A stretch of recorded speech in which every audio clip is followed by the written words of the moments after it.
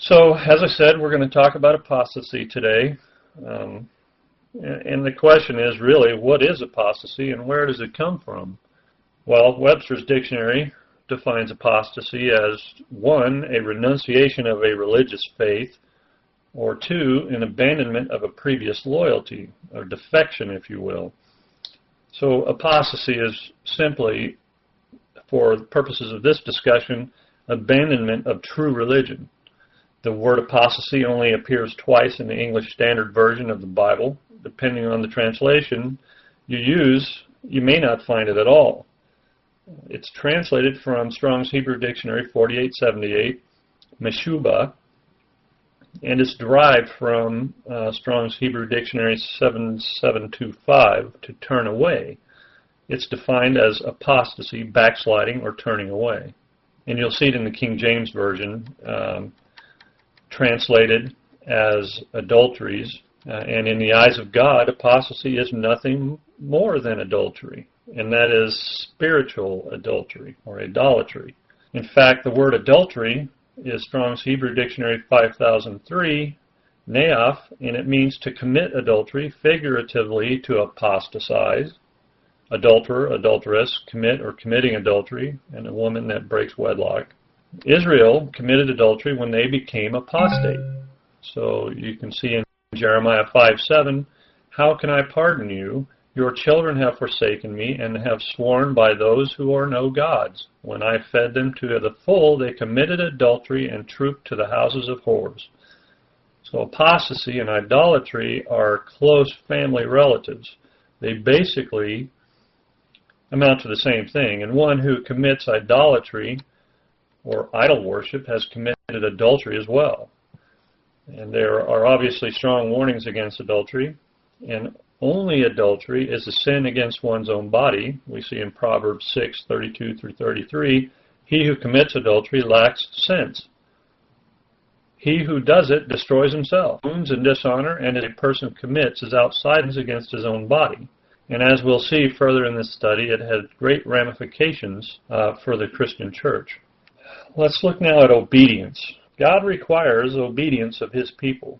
The adherents of Christianity are required to know what it is they are to obey. Obviously, we can't be obedient if we don't even know what it is we're supposed to be doing.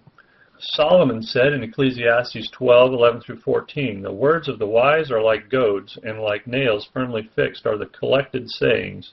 They are given by one shepherd. My son, beware of anything beyond these.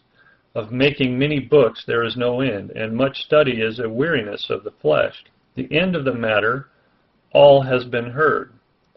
Fear God and keep His commandments, for this is the whole duty of man. For God will bring every deed into judgment with every secret thing, whether good or evil. We're not going to hide anything from God. And all of these so-called intellectuals, these college professors, university professors, and the great minds of this world that consider themselves to be extremely knowledgeable and wise, but they know nothing of God's ways. You know, they pile up books and libraries all over the place, and yet they know nothing about God. We're duty-bound to obey the one true God, and this is the whole purpose of humanity. We are to build godly character, and this happens only through our obedience to Him and His Word. The one true God delivered Israel from bondage in Egypt.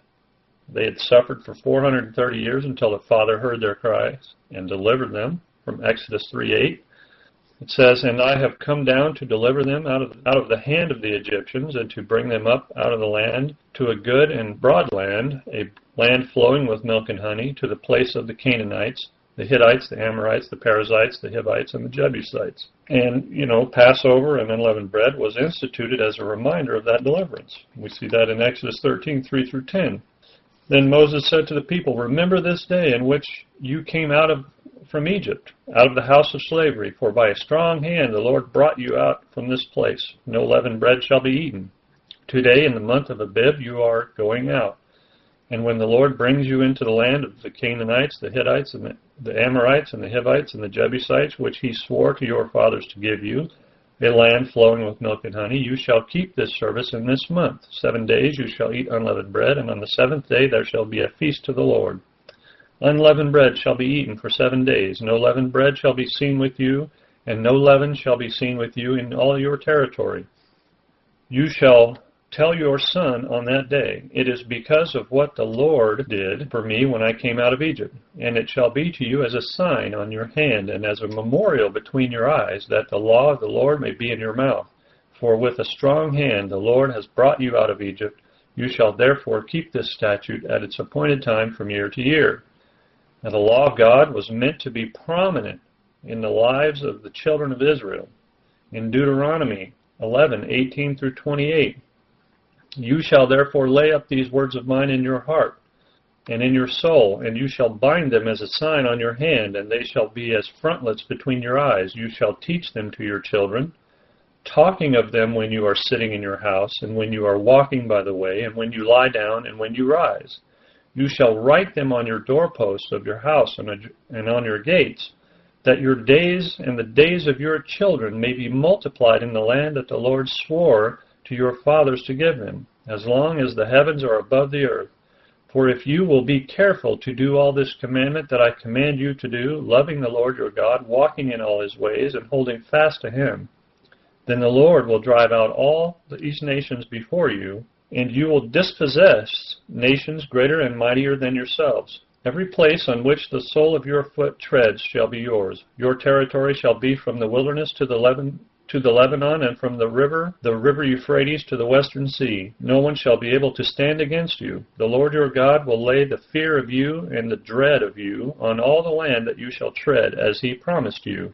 See, I am setting before you today a blessing and a curse. The blessing, if you obey the commandments of the Lord your God, which I command you today. And the curse, if you do not obey the commandments of the Lord your God, but turn aside from the way that I am commanding you today to go after other gods that you have not known. You know, this is pretty serious instruction. There is great blessings in obedience. And by not obeying God, one generation sacrifices the future of the next, because the days that Israel would exist in their land and receive the blessings of God are diminished. Now, it was required for a king of Israel to write the entire law of God in his own handwriting. We see that in Deuteronomy 17:14 through 20. When you come to the land that the Lord your God is giving you, and you possess it and dwell in it, and say, I will set a king over me, like all the nations that are around me. You know, it's interesting that God's telling them, when you do this. So he knew, obviously, that they were going to say, hey, we want a king. And he told them, when you get to the land I'm giving you, and you say, I will set a king over me, like all the nations that are around me, you may indeed set a king over you, whom the Lord your God will choose. Not that we choose, but that God chooses. One from among your brothers you shall set as king over you. You may not put a foreigner over you, who is not your brother. Now that is written right into the Constitution of the United States.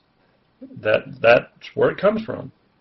Only he must not acquire many horses for himself, or cause the people to return to Egypt in order to acquire many horses, since the Lord has said to you, you shall never return that way again.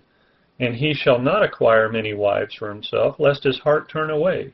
Nor shall he acquire for himself excessive silver and gold.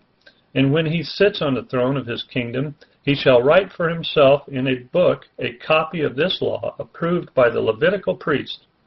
And it shall be with him, and he shall read it all the days of his life, that he may learn to fear the Lord his God by keeping all the words of this law and these statutes and doing them, that his heart may not be lifted up above his brothers, and that he may not turn aside from the commandment, either to the right hand or to the left, so that he may continue long in his kingdom, he and his children in Israel. Now it seems obvious, even to the most casual observer, that God intended for Israel to keep his law. So why did God require kings to write the law in their own hand? This wasn't required of anyone else.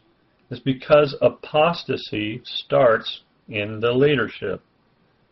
Israel didn't obey God even after